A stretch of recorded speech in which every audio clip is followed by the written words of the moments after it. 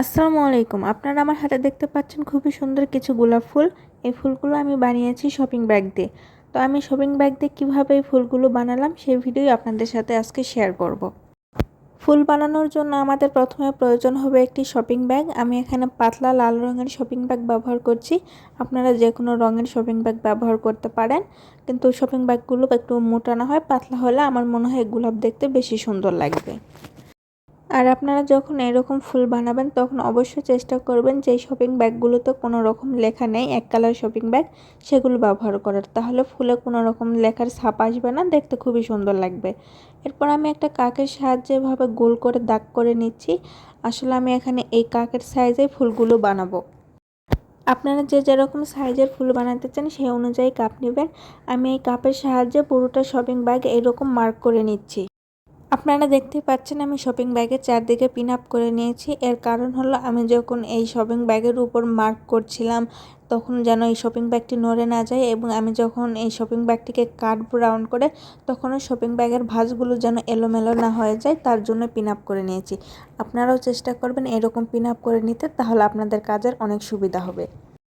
একটি ধারালো কেচির মাধ্যমে আমি এরকম রাউন্ডগুলো কেটে নিলাম। একইভাবে আমি সবগুলো রাউন্ড কেটে নিব।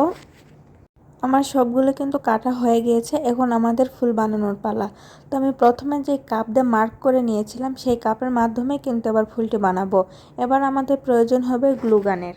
এবার আমি এক টুকরো কাপড় নিয়ে এই কাপের মাঝখানে বসিয়ে দিলাম। এখানে আমি কাপড় বলতে শপিং ব্যাগের টুকরোকে বোঝাচ্ছি। তো তারপর আমি এই টুকরোর এক পাশে বা অর্ধেকটাতে গ্লু গান লাগিয়ে নিলাম। তার উপর আবারও একটি কাপড়ের টুকরো দিয়ে চাপ দিয়ে ধরলাম।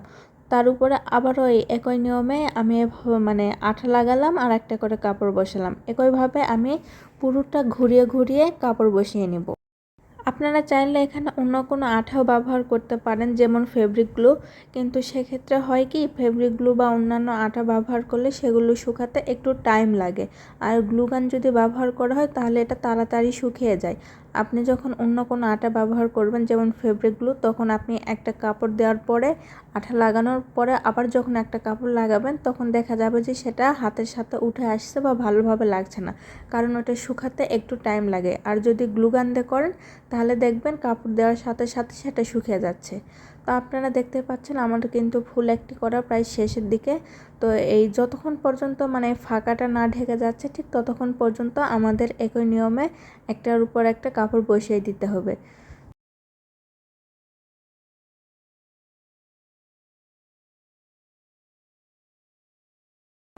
আমাদের কাপড় বসানো শেষ। এবার আমরা এই ফুল থেকে কাপটা খুলে ফেলবো। তার জন্য আমি প্রথমে একটু হাত দিয়ে চেপে কাপটাকে ওখানে একটু ঘুরিয়ে নিচ্ছি। তারপর কাপটা হালকা করে টান দিলে খুলে আসবে। এখানে জোরে প্রেস করবেন না, তাহলে দেখা যাবে যে টিস্যু প্যাকটা ছিঁড়ে যাবে, যেহেতু কাপড়টা অনেক পাতলা হয় আবার আঠা লাগানো আছে। তো আপনারা দেখতে পাচ্ছেন এখানে বেশ কিছু আঠা লেগেছিল সুতার মতো হয়, সেগুলো আমি হাত দিয়ে টেনে পরিষ্কার করে নিয়েছি।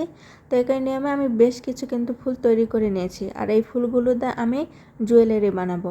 তো জুয়েলারি বানানোর ভিডিও দেখতে চাইলে অবশ্যই চ্যানেলটিকে সাবস্ক্রাইব করে রাখুন। ধন্যবাদ।